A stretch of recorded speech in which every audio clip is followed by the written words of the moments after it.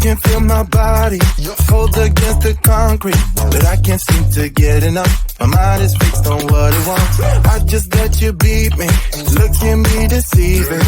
Let you get the best of me, in bed with my worst enemy. This is a no-go, I just can't take hold. This is a danger zone, back up and get me home. This is a no-go, I just can't take hold. This is a danger zone, back up and get me. So put your hand in mine, follow me, let me waste your time. Set up feet, do some stupid shit. Take a seat, let me waste your time. So put your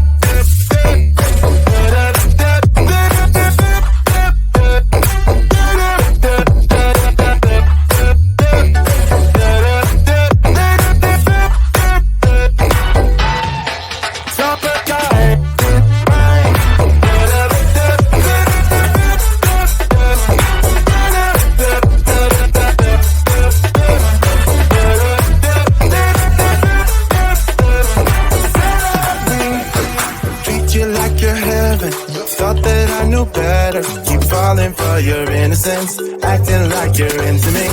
I know this is hopeless, moving in slow motion, trying to control my thoughts, but I can't stop our body talk.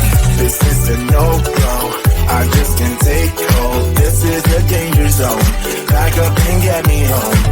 This is a no-go, I just can't take hold. This is a danger zone, back up and get me. So put your hand in mine, follow me, let me waste your time. Still up, do some stupid shit.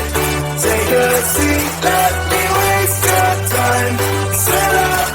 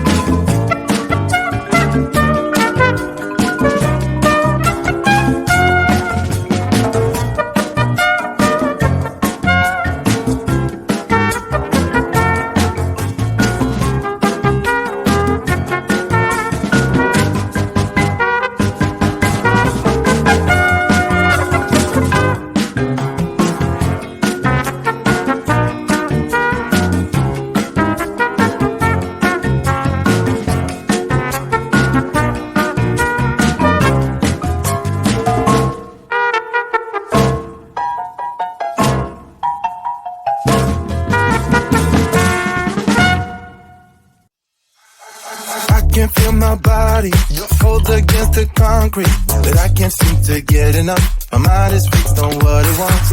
I just let you beat me, look can be deceiving. Let you get the best of me, in bed with my worst enemy. This is a no-go, I just can't take hold. This is a danger zone, back up and get me home. This is a no-go, I just